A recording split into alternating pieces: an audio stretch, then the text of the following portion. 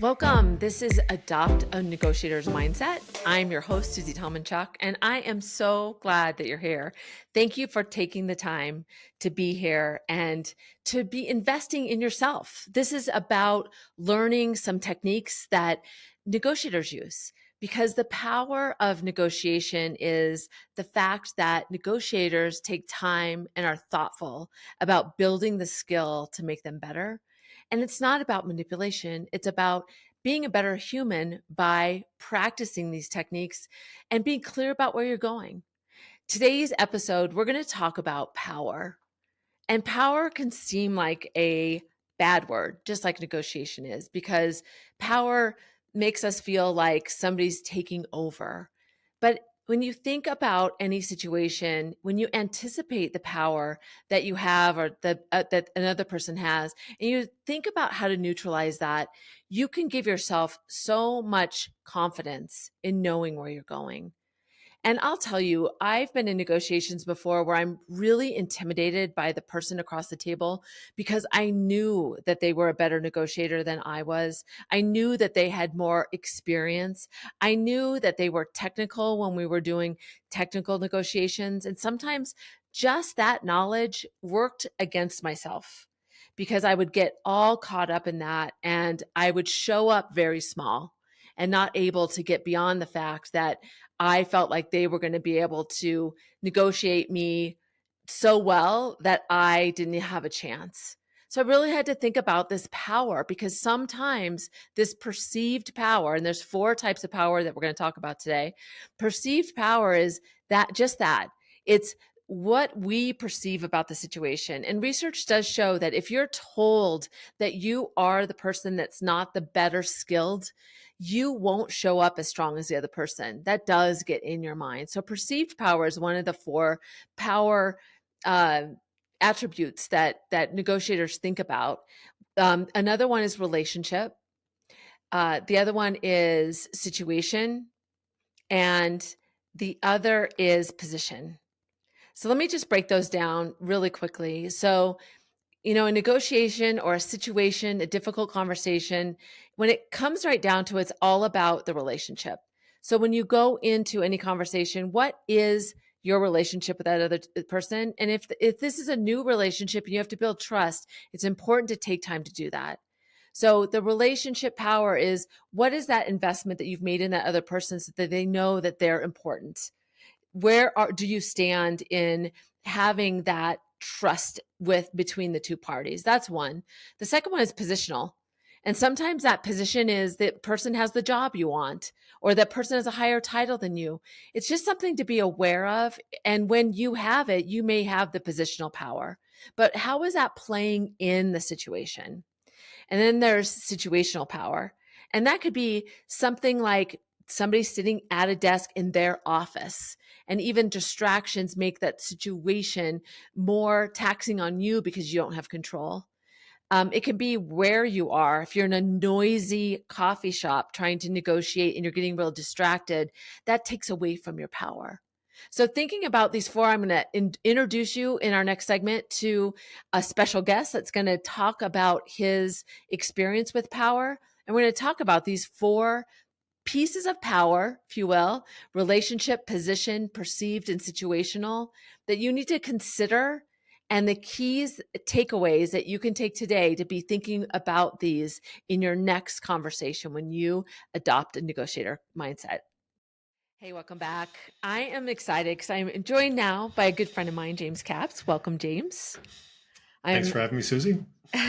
we're really good friends, but he has quite an impressive resume. So let me tell you a little bit about him so you get the gist of his perspective on this topic of power today. So James is not only an executive, he's really a seasoned technology leader. He's a visionary. He did things like he is currently leading a technology team at BlackRock. He brings a wealth of experience across diverse landscapes. He architected Comcast's media platform, and he spearheaded strategic acquisitions at E-Trade. So he has had all of these different experiences that he brings, and he leads teams of engineers, of professionals around the world, literally, in his current role. So I thought James would be a great addition to our conversation today because you bring to light so much world experience. And you know that negotiation doesn't just happen in the boardroom, it happens in everyday life. And when we talk Yep. about power, tell me what that means to you and how has that shown up for you? Maybe you share some stories from your experience. Yeah, I know power is a fascinating thing, and I think about perhaps one of my favorite interesting quotes from a movie regarding power. I think it was Harry Potter, where they talked about there is no good or evil, there's only power, and those are people who are afraid to use it. And I think the truth is power, like words, as a word like politics or perhaps other. Bureaucracy, they're just words. They just get a bad rap. And Yeah. I think power in particular is as an explanation of how people are, the relationships that exist between people. And I Mm-hmm. think that there have been times where my power has served me well, and there are times where others' power has not served me well. So I do think it is something that is part of our the fabric of what we do as leaders and executives, and I think it's an interesting topic to really talk about when it comes to negotiating. All right. So when I started, I kind of introduced the idea of power, and you're right. It Mm-hmm. has a bad reputation, like the word negotiation does. And Sure. power is always a part of it. And being aware of that in the situation, it can change as the conversation goes along. And there's different types. There's relationship power, Mm. position power, location power, and perceived power. So which one are you going to talk about today, and which one are you going to use a story? When did it go well for you? Can we start there? I don't know. I think I do have a good story. I'll be interested to hear how you characterize this power. Um, I was starting with a firm, a small organization, and I was the CTO, had just come on board, and I was looking over my P&L and was looking at the contract rates that we were paying this particular small staff aug organization. The name of the company was a guy's name that happened to also be one of the contractors. So I was immediately, Interesting. Yeah. Little concerned, if you suspect. will, about Yeah. the overall situation. A lot forced me to maybe look a little deeper. We had 5 folks on staff, including himself, and I realized that they were seriously overcharging us. It was almost triple Mm-hmm. what I think the industry was paying. And Wow. part of the role was me coming in was really helping this organization become more of a technology company. And most of the employees and the leadership were not technology people. So I was a brand new animal to the ecosystem. And so when I went into the data center and met with this particular individual, I asked him about the rates. I was very polite, and then he proceeded to use his power to educate me on technology, explain to me how hard Unix Mm. is, and how hard it is to maintain computers and servers. And so, I have a tremendous amount of background there. Was a Unix admin, have done my share of programming. So I knew he was unaware of my background, obviously, and was trying very hard to justify those rates. And to be honest with you, that made me even more angry, Yeah. because it wasn't a matter of saying that I was wrong. It was he was trying to lie to me effectively. And so in one moment I said, here's my position in this is that I think your rates are wrong, and my background, my understanding of the rates are such, and based on this, you guys are done.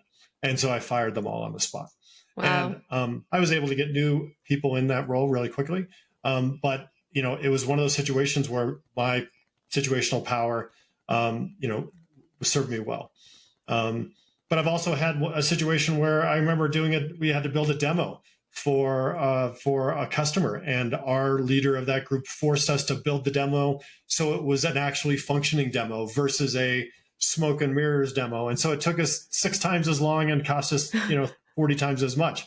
And so his power didn't serve us well. And so there are times when the power kind of goes in both directions. Yeah. So the first one, I would say definitely situational, and he did Mm-hmm. not do his homework. So that definitely Absolutely. imposition, like he didn't understand. He didn't anticipate your background or do Right. any Right. background because he obviously had the power before.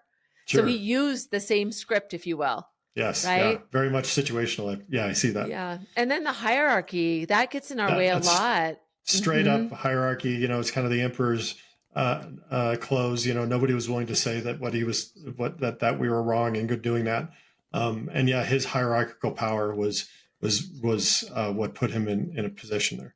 Yeah. And so you really have to be thoughtful about that, because when you don't hold the positional power, but you know that the end is not going to be successful, which you knew, but it was a risky moving forward.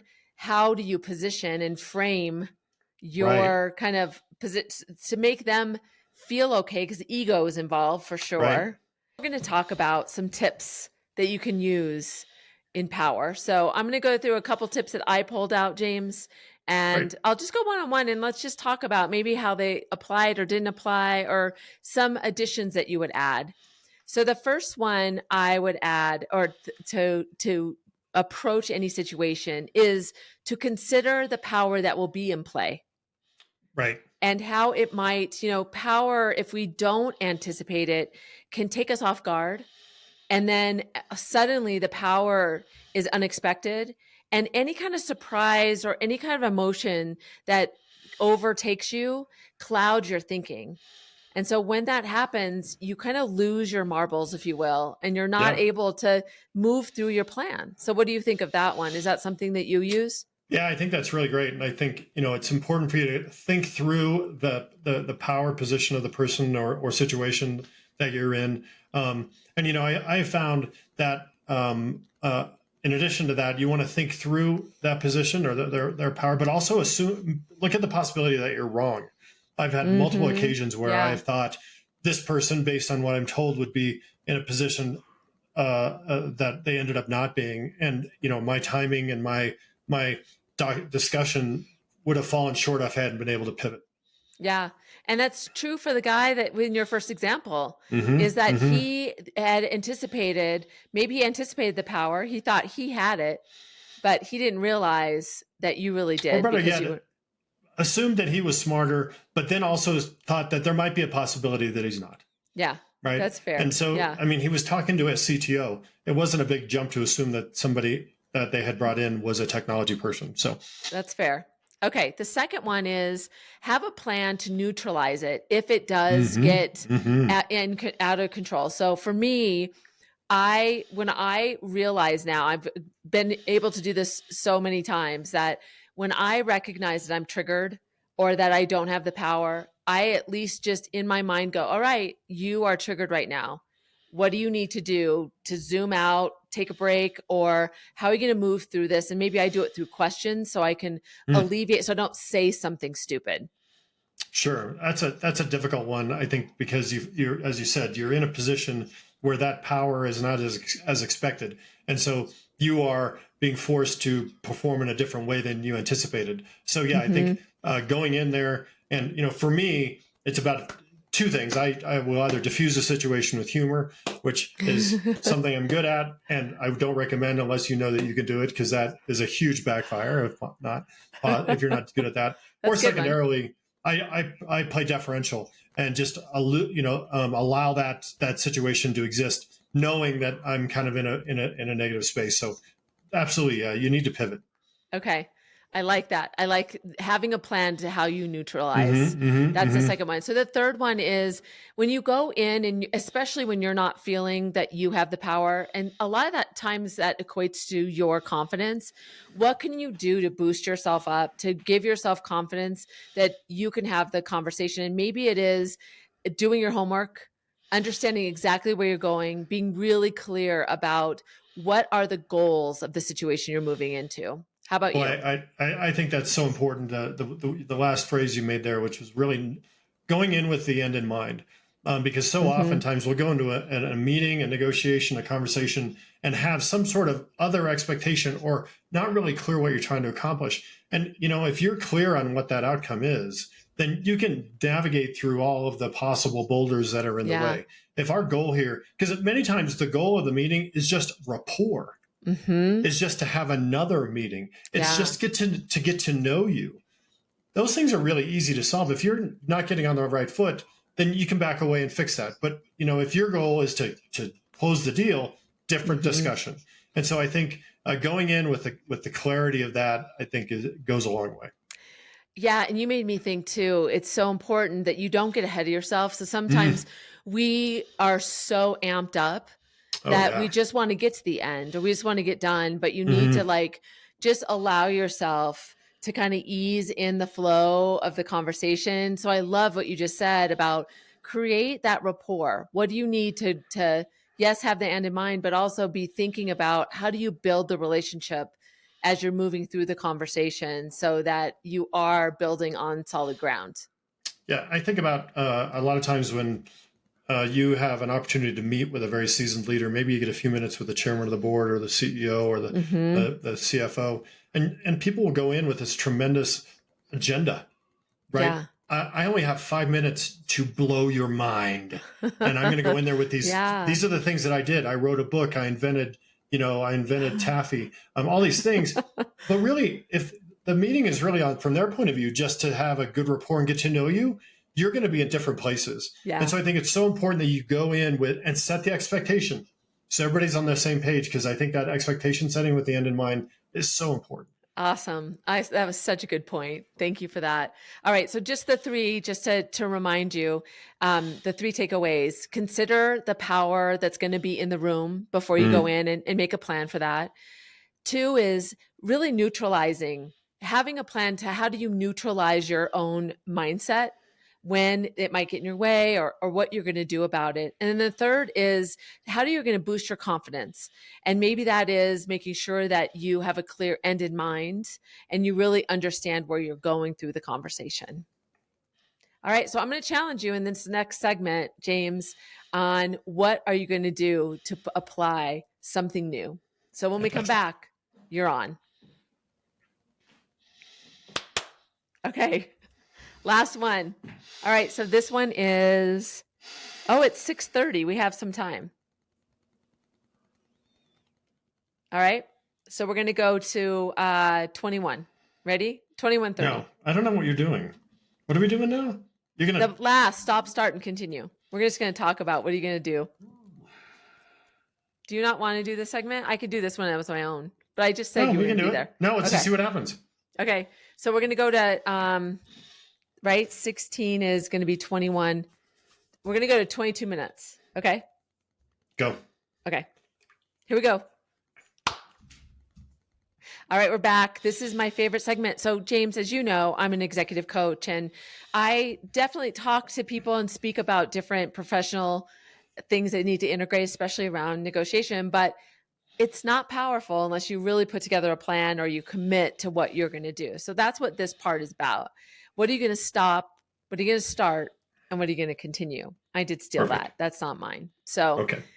so when you think about power and our conversation here, what do you need to stop doing? What is something that you might be doing that is not serving you when it's related to how you handle power? Is there anything that you can think about you're going to stop Yeah, I doing? think that one of the things that I tend to do is I tend to either project or assume a certain power situation. You go into a meeting and you assume this person is Mm. going to be, in charge. That you assume that they will be the one who makes the decisions, or more importantly, you assume this person because they're a CEO are going to be a certain way. And then I think that my biases come into play quite a bit, and so I'm going to stop allowing my unconscious biases to influence the way that I look at power when I have meetings.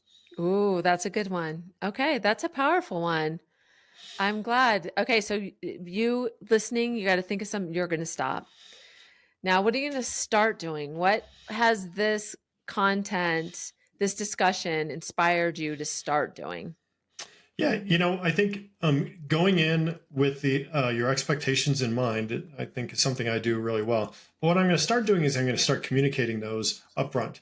I think being clear and clear and sharing those in the meeting go a long way. So rather than going to a meeting and saying to myself, I hope we get X, why can't I just go in and say, hey, in this meeting, I'd like to accomplish X? That clarity and that specificity around what I'm trying to accomplish in that situation changes the power dynamic quite a bit, Yeah. and articulates the goal there. And so it eliminates some unknown power dynamics that may exist. Yeah. And don't get stuck in the mindset of Mm, if it's their meeting, they should do that. You can frame it, absolutely. especially if they don't do it. Say, hey, Yep. time out real quick. Can we go back? Let me just let's put some boundaries around this. And Hmm. that adds such Hmm. a strong power position. And it's not, Absolutely. Absolutely. you can do it in a non-obnoxious way. I think we get in our head that when somebody does that and does a power play, we think it is, Hmm. but you can be like, hey, let's get together. Let's step back and let's talk about what is the goal here. Hmm. I'll take a first stab at it. I mean, Right. Right. that's not hard. No. Okay. That's a good one. Another good one. You get another, Another gold star. gold star. Gold star. Let's see if you can get 3. So what do you can continue to do? What have you been doing well in this area of power that you want to continue to do and be mindful of that continuation? I think for me, it's bringing my genuine self to these situations. I think, when you even said the word, power play, or Mhm. let me explain, let's put some boundaries around that. That actually gave me some anxiety, because that is so not how I communicate. And Mhm. so what I do well is I do go in and I do have a conversation, and I am very comfortable. I do create a collaborative ecosystem. And so, if I am in a situation where power is in play, or trying to negotiate something, if I am more genuine to my skills and leverage my personal strengths, I'm a lot more effective than I would be if I went in and said, look, I'm going to follow these 3, power play moves that I read about on the internet. Yeah. I think when you bring your genuine self to any meeting, you're always better. And I feel like I do that pretty well. Oh, you just wrapped it up so well. When we talk, this whole idea of what we talk about here is adopting a Hmm. negotiator mindset. And that doesn't mean becoming this person that you don't respect. Yeah, you Yep. don't want to Yeah. become Yeah. that Yeah. guy. I have to figure out a Hmm. better way of saying that. But you don't want to become that person. Be naturally you, because Yep. that's really a really good negotiator is being thoughtful about their approach, and they're Hmm. using their own strengths. They're not becoming a different person. Well, I think that, just like, we talked at the top of the show today around the word of power tends to be misconstrued. I Yeah. think negotiator does too. Yep. Negotiator is almost interchangeable in some areas with manipulator, and that's not the negotiator I am. Negotiator I am is somebody, I want a win-win scenario, just Yes. always. And rarely do I want to have a win-lose scenario. Yeah. So that's me just being myself, and I can be that kind of negotiator. I love it. I love it. This makes such a great point. So I appreciate you being here, James. You just really gave, just landed so much wisdom for us. So thank you for Great taking the discussion. time. Yeah, it was great for joining us. I'm so glad you made the time to invest in yourself and to be here and learn more about adopting a negotiator mindset. Make sure you tune in next time. I'll be here and I'll bring you some more ideas on how you can make that adoption for you. Until then, I'm Susie Tomanchuk.